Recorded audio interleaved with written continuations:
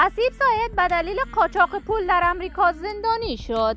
گریه‌های آریانا سعید همسرش و افشای حقایق و رازهای عجیب و باور نکردنی آریانا سعید با حسیب ساید در امریکا و فرار آریانا سعید از امریکا به ترکیه. من در این ویدیو پیرامون حقایق همین ماجرا خواهم پرداخت، پس در ادامه با کانال دنیا اینفو باشید.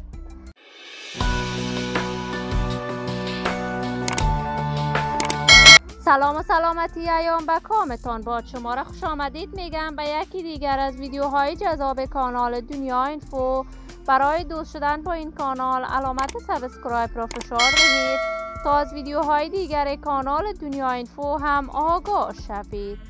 آریانا سعید، هنرمند بی‌بدیل، صدای شناخته شده در هنر موسیقی افغانستان، یکی از هنرمندان بی‌بدیل و سرشناس در هنر موسیقی افغانستان بوده است. آریانا سعید به کارهای هنری‌اش در سال 2008 به طور رسمی و مسلکی آغاز کرد. آریانا سعید علاقه‌مندان و طرفداران صدایش در سرتاسر جهان بیشمار بوده است. وی عاشقانه می‌سراید و عاشقانه در دل‌های مردم افغانستان صدایش چنگ می‌زند.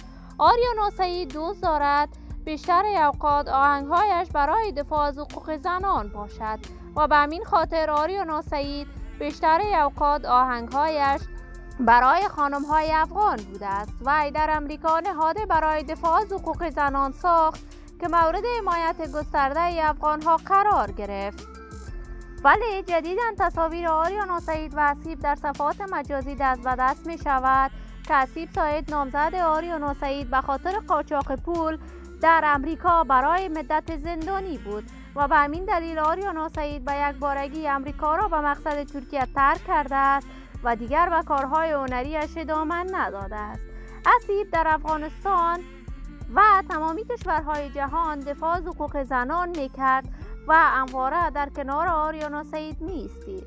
ولی تاکنون آریانا و حسیب درباره جزئیات این ماجرا ابراز نظر نکردند. ولی من آرزوی موفقیت، کامیابی و سعادت برای حسیب ساید و آریانا از بارگاه عزت لایزال تمنا دارم. دوستان و عزیزان نهایت خوب کانال دنیا اینفو، شما هم نظریات نیکتان را در بخش کامنت با من شریک بسازید. این ویدیو را با علاقه‌مندان و دوستان آریانا و حسیب به اشتراک بگذارید. برای عضویت با کانال دنیا اینفو علامت سابسکرایب را فشار دهید. تا درودی دیگر، تمام شما خوبان را بلای منان سپردم. موفق و کامیاب باشید.